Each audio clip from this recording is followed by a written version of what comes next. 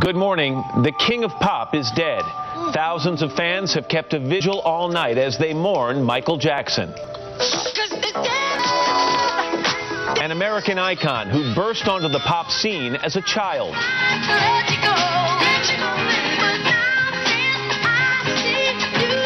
And climbed into the stratosphere of superstardom like no other artist before him.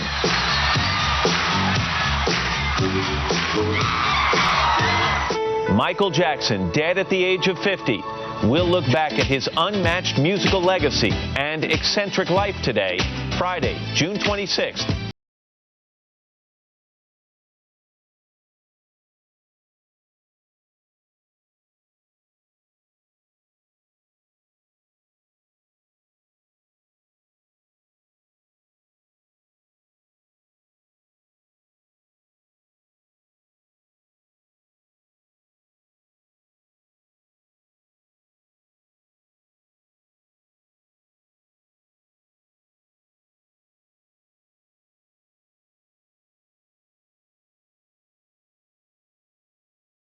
Theater, where the mourners are streaming by his star on the Hollywood Walk of Fame. You can see it behind me, all the flowers and the candles lit in tribute to Michael. And the tributes are pouring in around the world this morning, from Michael's boyhood home in Gary, Indiana, to the Jackson family home in Encino, California, and as far away as London, England, where he was planning his Come tour to begin there. The people are simply in a state of shock over Michael Jackson's death, Matt. All right, Meredith, let's tell people what we know at this point. The 50-year-old was in Los Angeles rehearsing for a series of upcoming shows.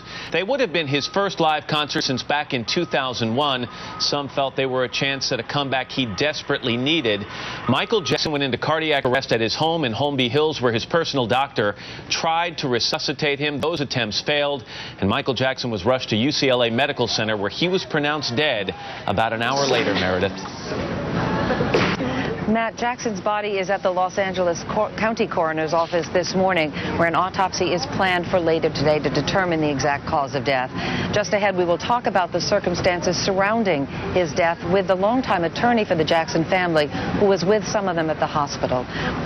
Also, we're going to look back, Meredith, at his remarkable career, and it was remarkable. And also, you have to talk about his unusual life. First of all, 750 million albums sold, 13 Grammy Awards. That Thriller album smashed global sales records. The videos he created to go along with his songs were revolutionary. And we're going to have much more on all of that throughout the morning, Meredith. And also, Matt, we're going to be talking about Michael Jackson's death, of course, just as the Hollywood community was absorbing the news of the death of Farrah Fawcett, who lost her long and very public battle with cancer on Thursday. Two icons who defined their times, gone in one day. We will honor their legacies this morning. Let's begin with the tragic, untimely death of Michael Jackson. NBC's Lee Cowan is outside the LA County Coroner's Office with the very latest. Lee, good morning to you. Well, good morning to you, Meredith. As you might imagine, this all moved very, very quickly yesterday. It was a very short drive from the home that Michael Jackson was renting near Beverly Hills to UCLA's medical center, but it appeared it was already too late. He was already in cardiac arrest when the paramedics arrived there, and before they took him on the way to the hospital. As you say, the autopsy will be performed here at the LA County Coroner's Office later on today to determine exactly what led to the pop star's untimely death. The race to save the king of pop was a valiant one. Pictures show the paramedics' frantic efforts during that 6-minute drive to UCLA's medical center. And once Michael Jackson arrived, his brother Jermaine says no one gave up. A team of doctors, including emergency physicians and cardiologists, attempted to resuscitate him for a period of more than 1 hour, and they were unsuccessful. Jackson's attorney was there with the family and could barely put their reaction into words. Went up to him, we cried. We couldn't even speak to one another. Jackson's body was choppered from UCLA to USC and then was unceremoniously loaded into a van and driven to the LA County Coroner's Office. The LAPD said it assigned its robbery and homicide division to investigate, but cautioned there was no hint of any wrongdoing. Robbery homicide was assigned to this because of the high-profile nature of it. Don't read into anything as it relates to my team being here. As the news spread, fans spontaneously joined together, many at the Jackson family home in Encino, California. These dancers were set to rehearse with Jackson Thursday, but learned of his death instead. He's such the best entertainer that I know, and because of him I came to America. The sidewalk outside the hospital quickly became a memorial too, a strange mix of grieving for a loss and celebrating a unique brand of music. At the Apollo Theater, where Jackson performed with his brothers back in 1969, fans poured into the streets. The Reverend Al Sharpton gave an impromptu eulogy, remembering a talented life, but an equally controversial one. He talked about how many people had let him down, but I told him it didn't matter. He had never let the fans down. Jackson had rehearsed only Wednesday at the Staples Center in downtown L.A. He was preparing for a strenuous 50-concert tour in London next month.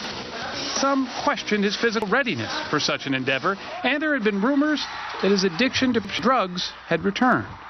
But for those who hadn't seen the reclusive Jackson in a while, when he announced his comeback back in March, many said he looked healthier than he'd been in a long time. This is it.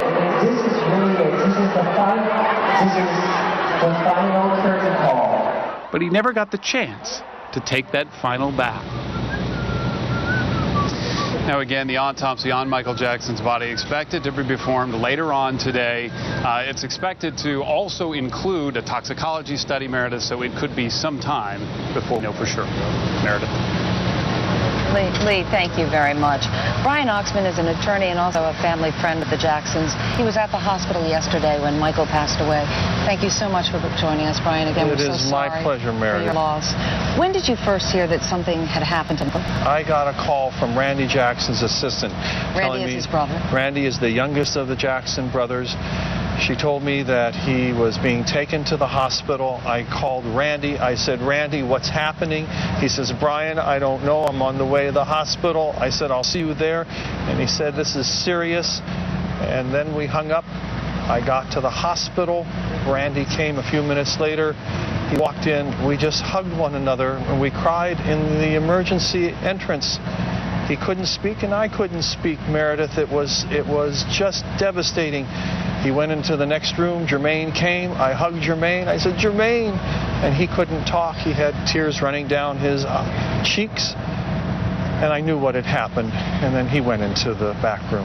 There has to be something quite surreal about that moment for all of you. These people have been my friends, Meredith. I've known them for 20 years. I was there when their children were born. I was there when the ex-wives passed away, which was a terrible experience. And now I'm here when Michael passes away. They are my friends. I feel very connected to them. I defended them under the most adverse of circumstances because they were righteous, they were true, they were honest, and Michael never, ever committed a crime. He was innocent. I want to talk to you about that because that trial in 2005 where he had been accused of child molestation and he was found not guilty of that. But do you think that took a lasting toll on him? Oh, my goodness, Meredith, without question. It took a toll on me, and I am just trying to recover. I think hopefully now I am. I know that Michael was feeling that he is now recovering from that because he was an innocent man accused of such evil doings, and it bothered both of us. It bothered all of us. The result of it was that it took a long time, and he now was just starting to smile. He was starting to get back into the world of performing and entertainment. By gum, he was getting it together, and we were kind of proud of that. But I know, Brian, you were also concerned. You talked about it publicly, about him possibly over-medicating, that he was on painkillers. Talked to the family about that.